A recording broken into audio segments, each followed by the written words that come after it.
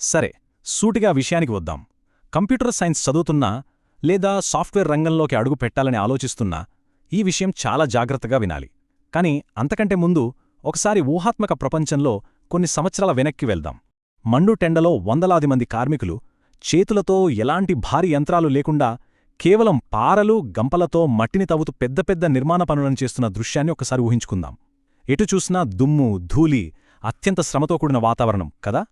గతం అనగానే మనకు వెంటనే గుర్తుకొచ్చేది ఆ శారీరక అలసట, అధిక మానవశ్రమ. అప్పట్లో ఏ పరిశ్రమ అయినా సరే కేవలం మనుషుల కాయకష్టం మీదే ఆధారపడి నడిచేది. పనులు చాలా నెమ్మదిగా, ఎంతో కష్టంగా సాగేవి. కాని ఆ తర్వాత ఏం జరిగింది? ఆధునిక యంత్రాలు, భారీ ఎక్స్కవేటర్లు రావడం వల్ల ఈ రంగం ఎంత వేగంగా మారిపోయిందో మనం చూశాం. మనుషులు చేసే శారీరక శ్రమను ఈ యంత్రాలు బాగా తగ్గించేశాయి. పనిని మరింత స్మార్ట్గా, వేగంగా మార్చేశాయి. నిజంగా చెప్పాలంటే సాంకేతికత మానవుల పనితీరునే పూర్తిగా మార్చివేసిందని చెప్పొచ్చు. మరి ఇప్పుడు సాఫ్ట్వేర్ రంగంలో కూడా సరిగ్గా ఇలాంటి అద్భుతమైన మార్పే జరుగుతోంది. ఆర్టిఫిషియల్ ఇంటెలిజెన్స్ అంటే ఏఐ ఇప్పుడు డెవలపర్లకు కోడింగ్, డిజైనింగ్ ఇంకా అనేక ఆటోమేషన్ పనులలో విపరీతంగా సహాయపడుతోంది. ఇది మానవాళిని ఒక కొత్త ఆధునిక యుగం వైపు చాలా వేగంగా నడిపిస్తోంది. ఇదంతా వింటుంటే ఒక ఆసక్తికరమైన ప్రశ్న రావచ్చు.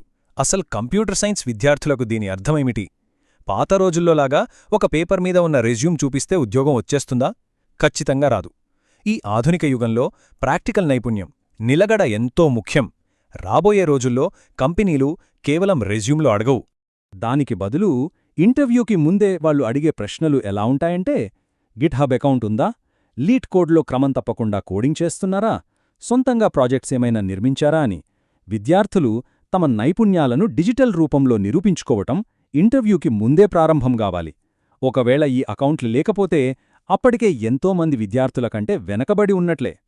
అందుకే ఈనాటి మన విశ్లేషణలో ప్రతి కోడింగ్ విద్యార్థి తప్పనిసరిగా తెలుసుకోవాల్సిన, ఖాతాలు తెరవాల్సిన ముఖ్యమైన ప్లాట్ఫామ్ల గురించి మాట్లాడుకుందాం.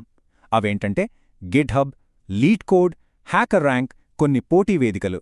అలాగే ఫైనల్గా ఒక అద్భుతమైన డిజిటల్ ఐడెంటిటీని ఎలా నిర్మించుకోవాలి అనేది పాయింట్ టు పాయింట్ చూద్దాం. ఇందులో మొదటిది అత్యంత ముఖ్యమైనది గిట్హబ్. ఇది నేటి డెవలపర్లకు ఒక డిజిటల్ పోర్ట్ఫోలియోగా ఎలా పనిచేస్తుందో ఇప్పుడు తెలుసుకుందాం. అసలు గిట్హబ్ అంటే ఏంటి? సింపుల్గా చెప్పాలంటే ఇది ఆన్లైన్లో కోడ్ను భద్రపరుచుకునే ఒక వేదిక. విద్యార్థులు రూపొందించే ప్రాజెక్టులు, రాసే కోడంతా ఇక్కడ అప్లోడ్ చేయొచ్చు. ఈ రోజుల్లో కంపెనీలు కేవలం మాటలు నమ్మవు. ఇక్కడ అప్లోడ్ చేసిన రియల్ ప్రాజెక్టులు, కోడింగ్ యాక్టివిటీ ద్వారా అభ్యర్థుల ప్రతిభను వాళ్లు ప్రత్యక్షంగా చూసి అంచనా వేస్తారు. కాబట్టి ఇందులో అకౌంట్ సెటప్ చేసుకోవడం చాలా అవసరం. ప్రాసెస్ చాలా సులభం. అధికారిక వెబ్సైట్కి వెళ్ళి సైనప్ మీద క్లిక్ చేసి ఈమెయిల్ ద్వారా రిజిస్టర్ అవ్వాలి.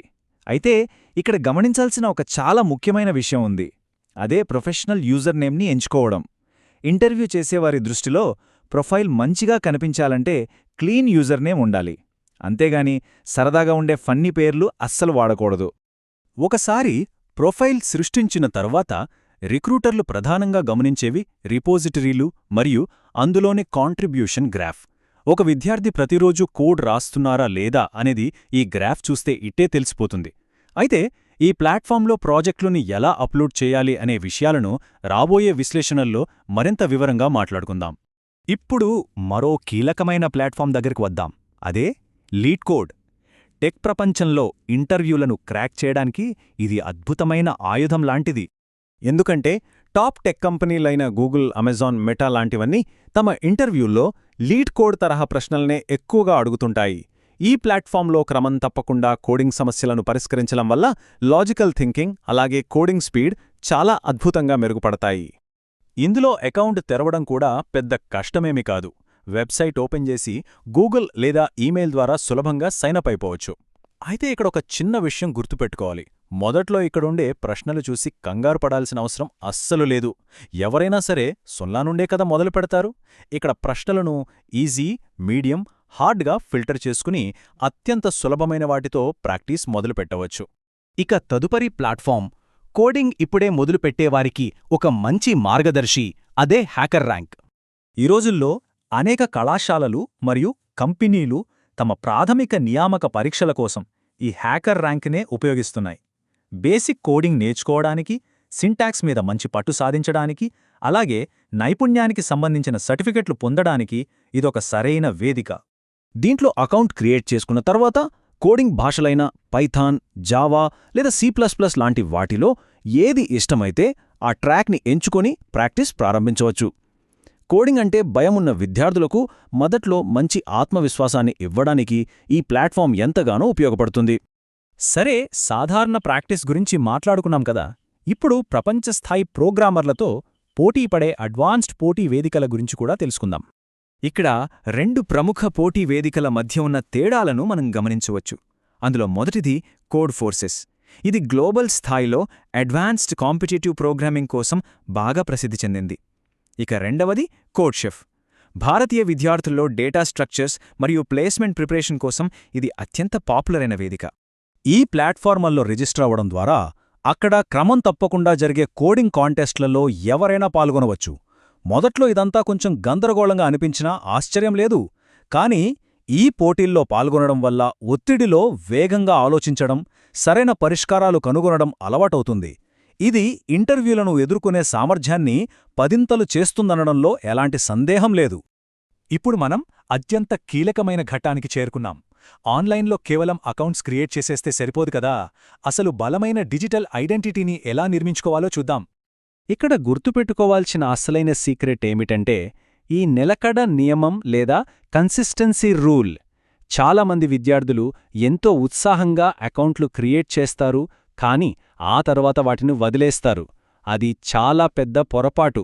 ప్రతిరోజు కనీసం ఒక్క కోడింగ్ సమస్యను పరిష్కరించడం, వారానికి కనీసం ఒక్క చిన్న ప్రాజెక్ట్ చేయడం, అలాగే నేర్చుకున్న దానిని పబ్లిక్గా పంచుకోవడం, ఈ చిన్న అలవాట్లు కేవలం ఒక్క సంవత్సరంలో ఒక సాఫ్ట్వేర్ ఆశావహుడి కెరియర్ని పూర్తిగా మార్చేస్తాయి. సహజమైన ప్రతిభ ఎవరికైనా ఉండొచ్చు, కానీ ప్రతిరోజూ చేసే నిరంతర శ్రమ, ఆ కన్సిస్టెన్సీ అనేది ఎల్లప్పుడూ ప్రతిభను మించిపోతుంది. ప్రతిరోజూ మనం నేర్చుకునే కొద్దిపాటి విషయం సమయం గడిచే కొద్దీ అపారమైన జ్ఞానంగా మారుతుందన్నది అక్షర సత్యం. మనం ప్రారంభంలో మాట్లాడుకున్న ఆ కాయకష్టం చేసే మనుషుల దృశ్యం నుండి ఈనాటి కృత్రిమ మేధస్సు వరకు జరిగిన ప్రయాణాన్ని ఒక్కసారి మననం చేసుకోండి.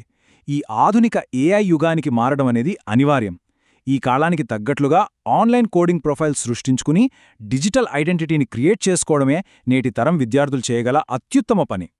ముగింపుగా చెప్పాలంటే ఎన్నో విషయాలు నేర్చుకుంటూ కంటెంట్ చూస్తూ ఉండిపోవడం వల్ల పెద్దగా లాభం లేదు. ఆచరణలో పెట్టడమే అసలైన విజయం. ఈరోజే ఈ ఆన్లైన్ ప్లాట్ఫామర్లో అకౌంట్ సృష్టించి ఒక డిజిటల్ ఐడెంటిటీ నిర్మాణాన్ని ప్రారంభించాలి. ఈ ప్లాట్ఫామర్లలో ప్రారంభ స్థాయి నుండి అడ్వాన్స్డ్ స్థాయి వరకు ఎలా సమర్థవంతంగా ఉపయోగించాలో రాబోయే విశ్లేషణల్లో మనం మరింత లోతుగా తెలుసుకుందాం. మరి భవిష్యత్తును శాసించే ఈ డిజిటల్ రేసులో వెనుకబడిపోకుండా ఉండటానికి వేయవలసిన ఆ తొలి అడుగు పడిందా లేదా అని ఒక్కసారి ఆలోచించండి.